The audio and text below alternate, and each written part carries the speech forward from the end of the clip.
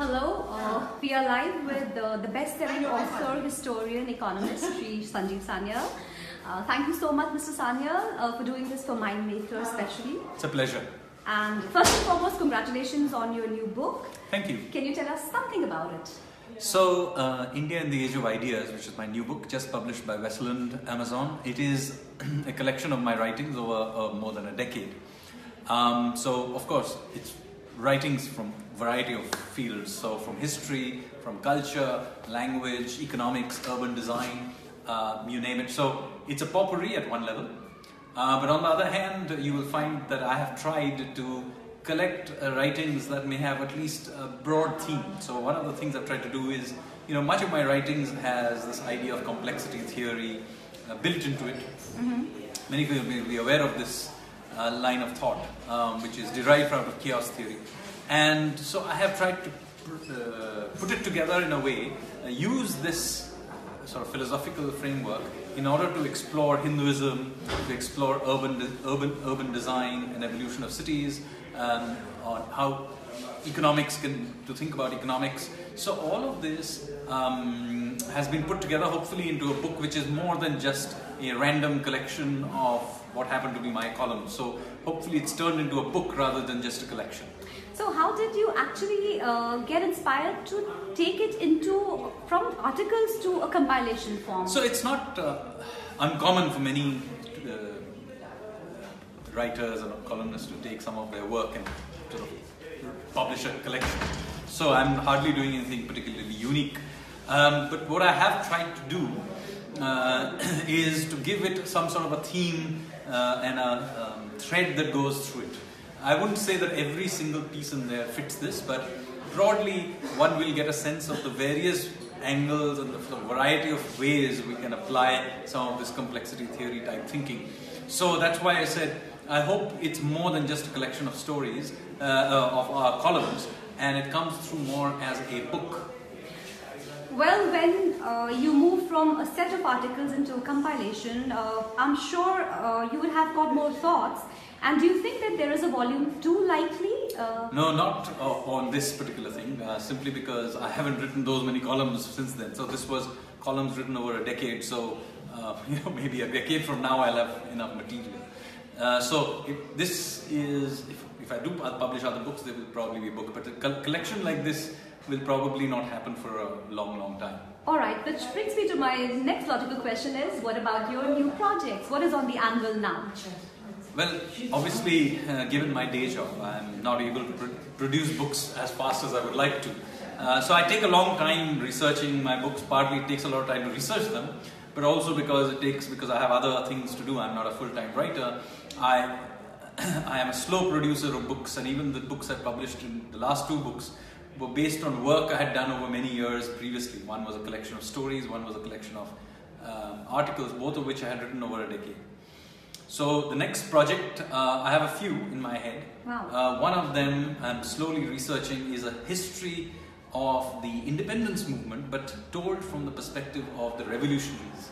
Wow. Which is a very, very different story, in which salt making on the beaches of Dandi don't play a very major role, let's say.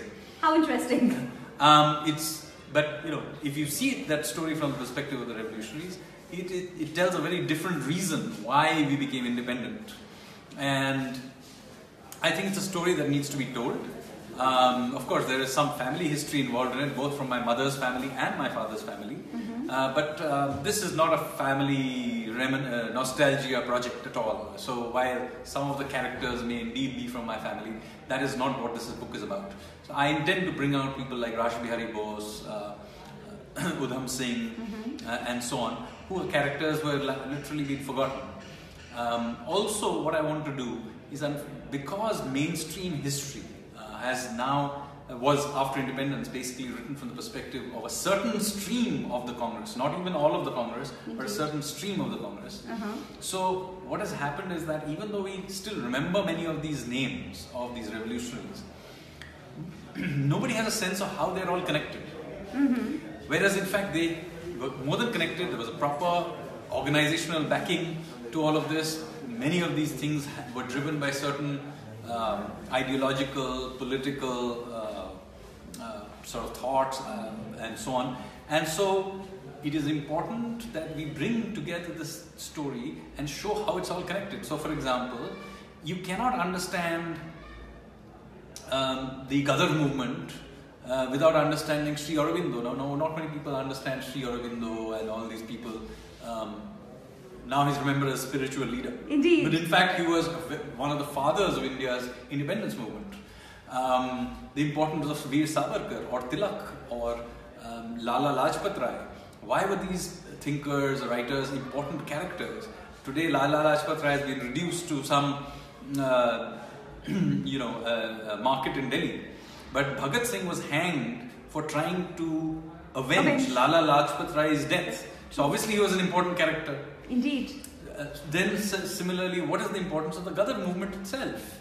To what extent it had massive international linkages. I mean, the First World War was very much intrinsically linked to this movement. These revolutionaries had embassies in Berlin, they had embassies in the First World War.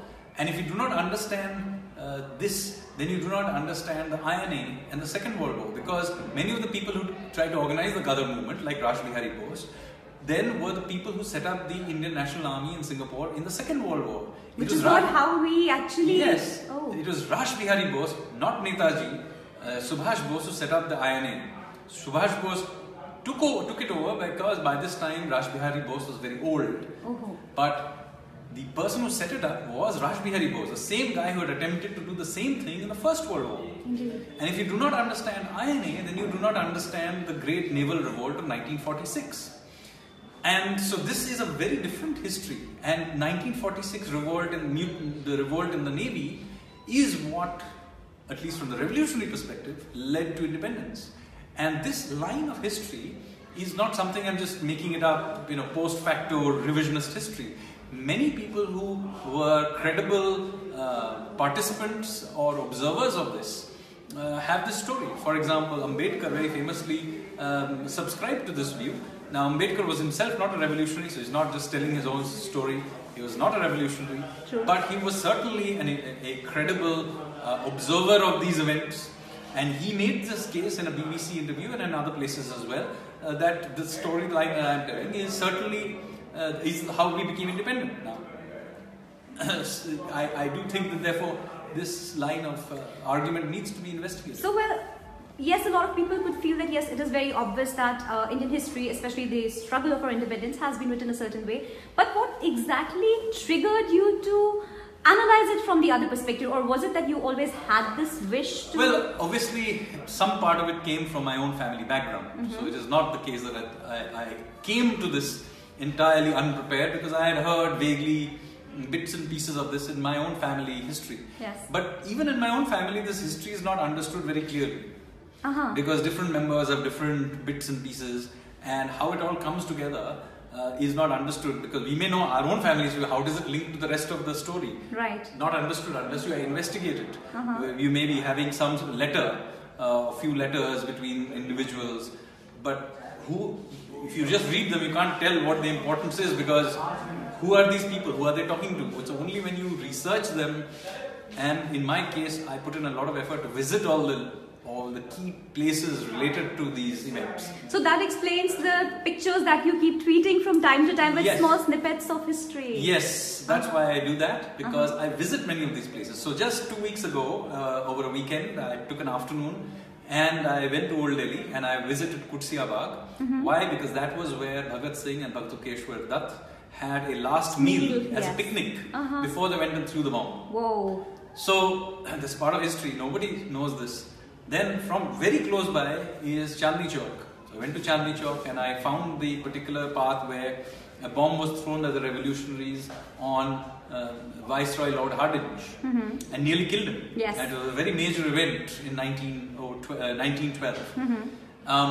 And almost nobody knows where this bomb was thrown from, but I went and actually identified the building. I even found 2 or 3 people who, of course, who remembered that their forefathers had witnessed this event. Wow. Who were still there, but they didn't know. Again, they had part of the story, but not. So this place, by the way, this place is called Katra Dhulia. Okay. It's still a wholesale cloth market on Chandni Chowk. Again, you can go and visit the place. Similarly, I went to Red Fort. In Red Fort, there is a Bauli, and as you go down the steps, there are rooms along the way which are clearly prisoner cells. Wow. And when we talk about the INA trials that happened in Red Fort, this was where the the INA inmates were kept. Wow. So again, it's a part of our history. Nobody knows this in any meaningful way, and there is nothing in any of these places, Kutsiabad, Katra Dhulia, or in that Bauli, to suggest that they were important places of our national history, because it's simply been wiped out of the narrative. So I have been visiting these places systematically and beginning. Similarly, I went to Tokyo. I had an afternoon free from my official. I'd gone on an official tour, and I went and looked up where Raj Bihari Bose used to run a restaurant, which by the way still exists. Where he once was being tracked by British agents, and he escaped from a certain location to another place. I went down that same route. Wow. I think only when you actually physically do it do you understand what he's saying when you read his memoir or his letters, and he says, I did this, that, the other. Only when you visit the place then you suddenly get the essence of it. Absolutely. So essentially, not only are you finding the pieces of the jigsaw and then you are putting it all together. So that's basically what I think is my contribution to history. I certainly totally believe that if you don't go back to the primary evidence and at least touch and feel it, you can't be possibly telling the story. No amount of archival work will let you get a genuine feel of that place. So for example, I'll give you another. We know that before throwing the bomb, the revolutionaries had a meal somewhere on Chandni Chowk, near Chandni Chowk. Yes. We have this. Now, if you go there, well, you see right across the road is Parathe Wali Gali. Now, nowhere in the text does it say Parathe Wali Gali was where they went for a meal, so I can't prove it. But you see, it sort of fits together. So it's very likely.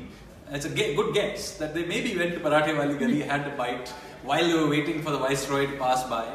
And so there are all these side things that... And it actually makes you closer to your history. Yeah, it's palpable, right? It's palpable. And I hope that if you read my earlier books, whether it's Ocean of Churn or Land of Seven Rivers, you can actually feel that I have been to 80% plus of these places. I have personally gone and visited. And that is what definitely comes across in all your work. I am a fan, obviously, and an avid reader of your books, and I keep recommending. So we can feel the passion and the integrity of scholarship that is completely evident there. I wanted to say it on behalf of all the fans, which brings me to the next question. So how did somebody who has written so many books on history actually travel to all these sites, suddenly move to fiction? Well, I ended up in fiction basically because the first attempt to write a book was actually fiction. And I randomly began writing out a whole bunch of stories with no particular plan, and then it became a collection. And then once it was large enough, I actually went to some publishers saying, look, I've got a collection of short stories I want to publish. But nobody wanted to publish them. Okay. And it is notoriously difficult, by the way, to publish. Unknown author publishing short stories is almost impossible. But you were not unknown, I was not. I was unknown as a writer, and remember, this is in the I was in my early 30s. Oh, I see. This is a long time ago. Okay. And but even at that time, I was not perhaps unknown as an economist. So I was then told that since you are better known as an economist, why don't you write something on economics? So that's how I wrote my first book, Indian Renaissance. That it was a side effect of attempting to publish a collection of short stories. Wow. And it's only 15 years later that I was able to publish a book of those short stories. By the way, only 4 of the original collection are in this collection. I've changed them along the way. So Life Over 2 Beers has 4 from the original thing that I attempted to publish maybe in 2005-06. Okay, so a reader has a quip. Someone wants to know, when is Life Over 2 single malts going to appear? I'm not a single malt drinker. So I'm not a big fan of single malts. It's very unlikely. I like beer. You might get some on rum. Thank you so much. There's one more question, and which actually goes back to the earlier discussion on your new project on history. This gentleman wants to actually know that very recently you tweeted about how the Britishers consciously tried to indoctrinate or subtly school, the Indians into communism and those kind of ideologies. It was a plot and a ploy. Yes, and I have to say, it's not something I had expected. So it's as with the journey of scholarship and research, one stumbles upon all kinds of strange things. So one of this thing, which I had totally not anticipated, was discovering that the British actually were deliberately spreading socialist and specifically Marxist literature in Indian jails. So one of the funny things that happens is that the revolutionary movement starts out clearly as a nationalist movement. There are no questions about it. Various streams of nationalism, but they are clearly nationalism. But by about the 1930s, it begins to change. And I see this again, since it's a part of my family history, I see it in my own family. Some of the younger members of that generation became increasingly communist. Interesting. So why is that? I'm wondering why. So, sorry, there was a small technical glitch because of which we lost the connection. We are back online again, and Mr. Sanyal was telling about how he observed that the younger generation in his family itself seemed to be drawn towards socialism and Marxist thoughts. So, please continue. Yeah, so one of the interesting things is, as I was saying, till well into the 1920s, the revolutionary movement was very much driven by various streams of nationalism. There could be Hindu nationalism, there were other kinds of nationalism, but basically it was very much a nationalist movement.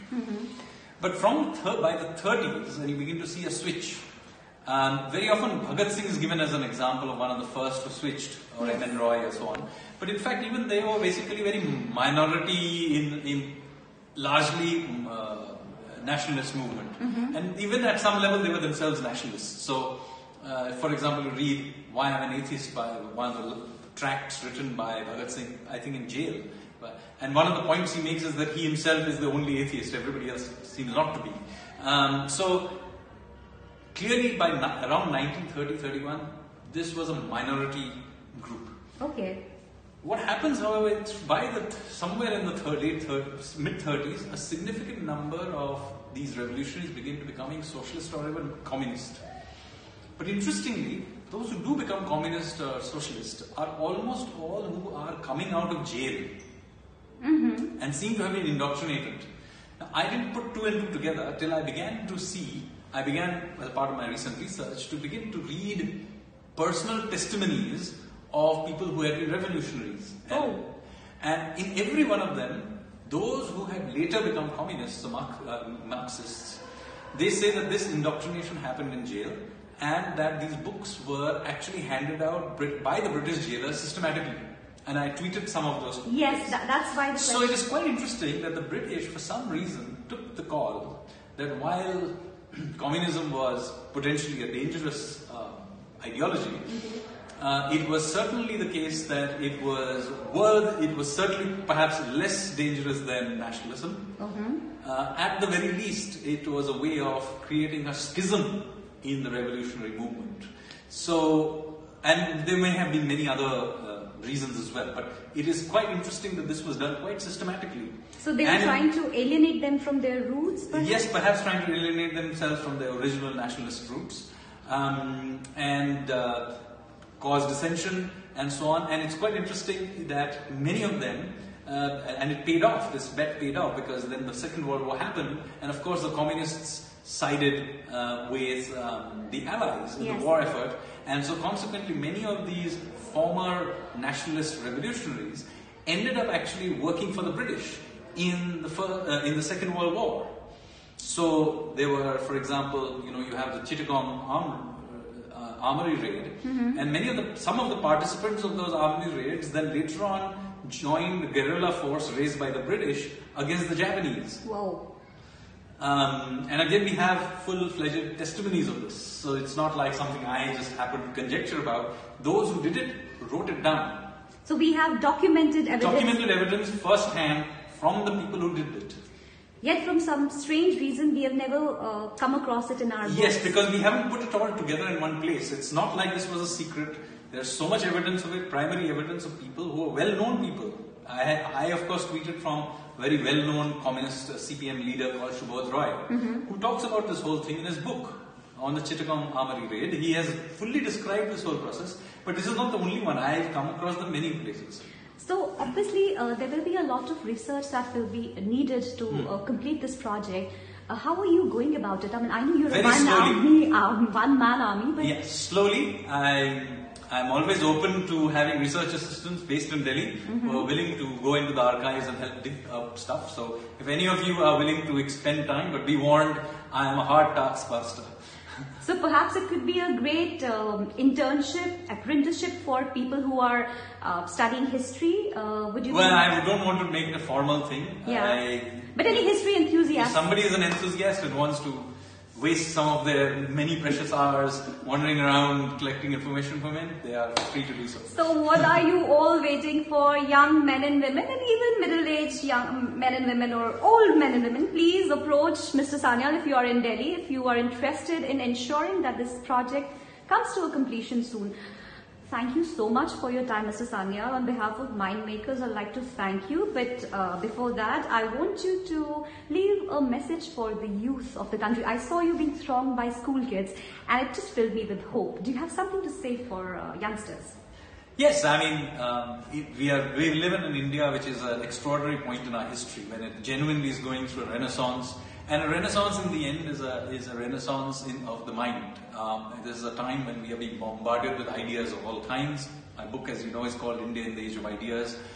So go out there and explore the world, explore your history, explore the country, explore new innovative ways of thinking about your country. There are many ideas of India and not all of them are inherited. It's perfectly fine to have a completely new idea of India. Thank you very much. Thank you so very much. We really appreciate it.